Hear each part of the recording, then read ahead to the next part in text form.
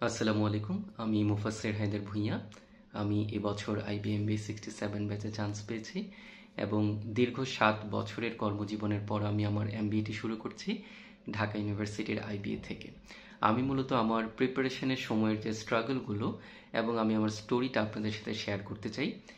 খুব বেশি মানুষের কাজে না লাগলেও যারা আমার মতো একই সাথে চাকরি করছেন এবং একই সাথে IBA এর জন্য প্রিপারেশন নেওয়ার চিন্তা করছেন, তাদের কিছুটা কাজে লাগতে পারে। আমি 2017 সালে নোয়াখালী বিজ্ঞান ও প্রযুক্তি বিশ্ববিদ্যালয় থেকে BBA কমপ্লিট করি এবং তখনই আমি আমার কর্মজীবনে প্রবেশ করি এবং আমার কর্মজীবনের প্রথম 5 বছর ছিল একেবারেই টেরিটরি লেভেলের চাকরি, যেখানে সত্যিকার অর্থে পড়াশোনা করার কথা চিন্তা করা কিংবা IBA এর জন্য প্রিপারেশন নেওয়ার কথা প্ল্যান করাটা আসলে খুব বেশি রিয়েলিস্টিক ছিল না। যে কারণে প্রথম 5 বছর আমি আসলে কোনো ধরনের প্রস্তুতি নেইনি। 2022 সালের মাঝামাঝি সময় আমি যখন একটা 10টা-5টা রেগুলার জবে প্রবেশ করি, তখনই আমি আসলে ঠিক করি আমি IBA এর জন্য প্রিপারেশন নিব। এবং তখন আমি ইউটিউবে সার্চ করা শুরু করি, বিভিন্ন ফেসবুক গ্রুপে দেখা শুরু করি কিভাবে মূলত একটা ভালো প্রিপারেশন নেওয়া যায়। এবং আমি মোটামুটি সব জায়গা থেকে ধারণা নিয়ে যেটা বুঝতে পারি যে 3 মাসের একটি ভালো প্রিপারেশন হলে IBA তে খুব ভালোভাবে অ্যাটেন্ড করা যায় এবং একটা কম্প্রিহেন্সিভ প্রিপারেশন কমপ্লিট করা যায়।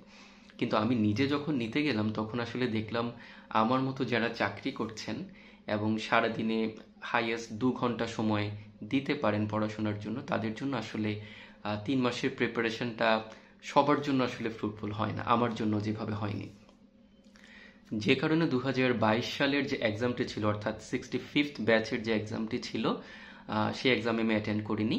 তবে আমি সে বছর এক্সিকিউটিভ MBA তে অ্যাটেন্ড করেছিলাম, বাট আনফর্চুনেটলি আমি ভাইভা থেকে বাদ পড়ে যাই। 2023 সালে আমি চিন্তা করি যেহেতু আমার হাতে যথেষ্ট সময় আছে খুব ভালোভাবে একটা কম্প্রিহেন্সিভ প্রিপারেশন নেওয়ার জন্য, আমি প্রথমেই কিছু প্ল্যানিং করি। প্রথমত যারা চাকরি করে প্রিপারেশন নিচ্ছেন তাদের দুটো বড় ধরনের প্রবলেম ফেস করতে হয়, যার প্রথমটি হলো পর্যাপ্ত সময় না পাওয়া। অর্থাৎ অন্যরা, একজন ফ্রেশ গ্র্যাজুয়েট অথবা যারা এখনো ফুল টাইম স্টাডিতে আছেন, তারা যেভাবে প্রতিদিন চাইলে 6 ঘন্টা পড়াশোনার জন্য ব্যয় করতে পারেন, আমাদের পক্ষে আসলে সেটা সম্ভব হয় না।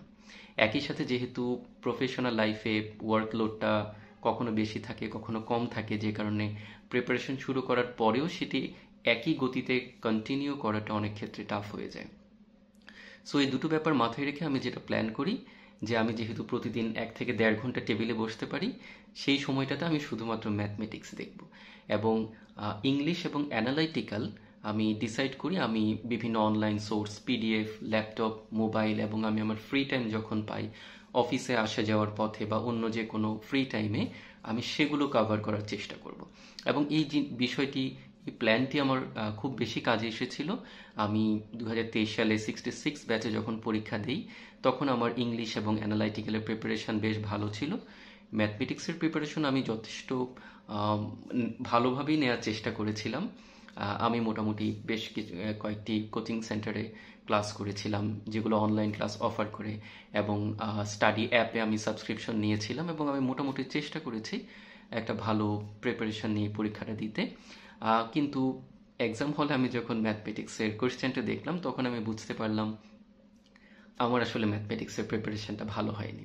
আমি সর্বসাকুল্যে 4 থেকে 5টি প্রশ্ন আনসার করতে পেরেছিলাম ম্যাথে, তার মধ্যেও ভুল থাকতে পারে।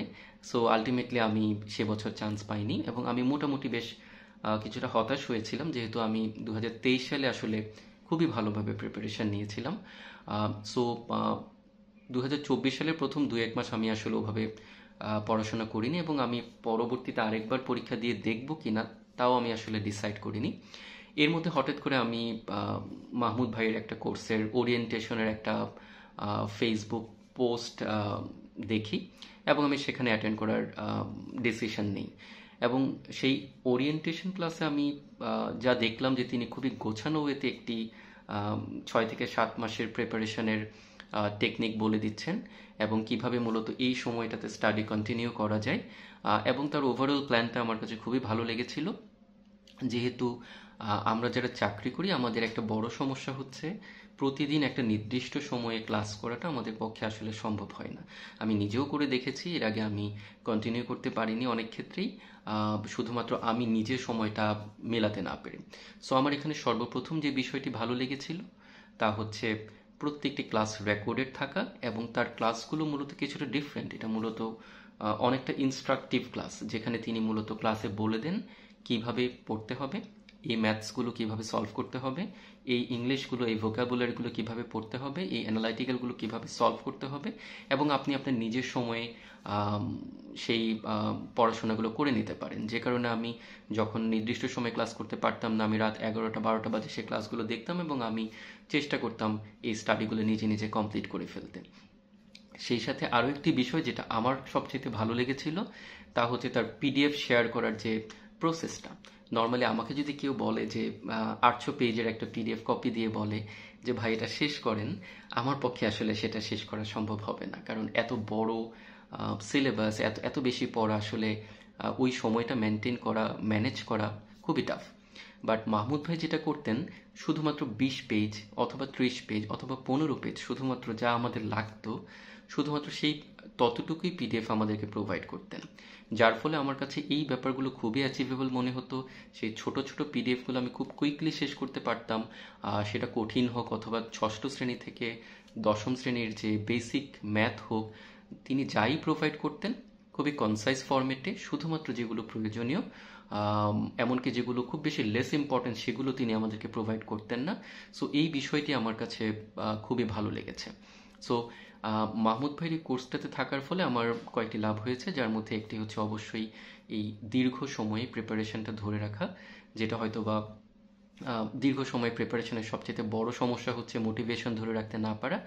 আমি এই কোর্সটাতে থাকার কারণে আমি মোটিভেশনটা ধরে রাখতে পেরেছিলাম।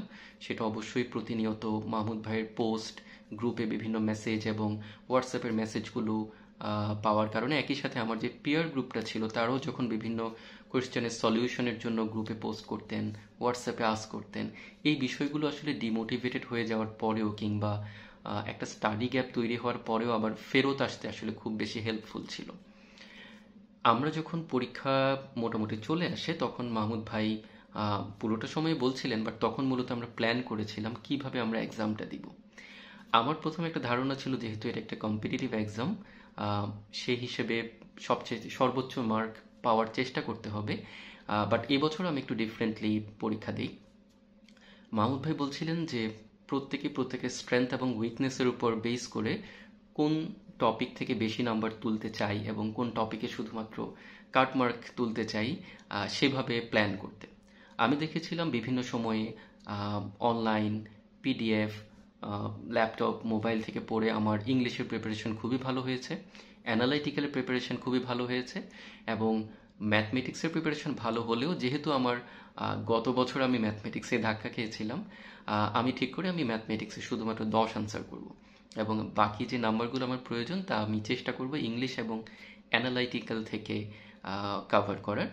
সো আমি এক্সাম হলে খুব রিল্যাক্স ফিল করেছিলাম এই প্ল্যানিংটার কারণে, এবং আমি শুরুতেই খুব ভালোভাবে 10টা ম্যাথ আনসার করতে পারি, এবং পরবর্তীতে যখন দেখলাম যে কিছুটা সময় আছে আমি আরও 2টো ম্যাথ আনসার করি, এবং সর্বসাকুল্যে আমি 12টি ম্যাথে আনসার করেছিলাম।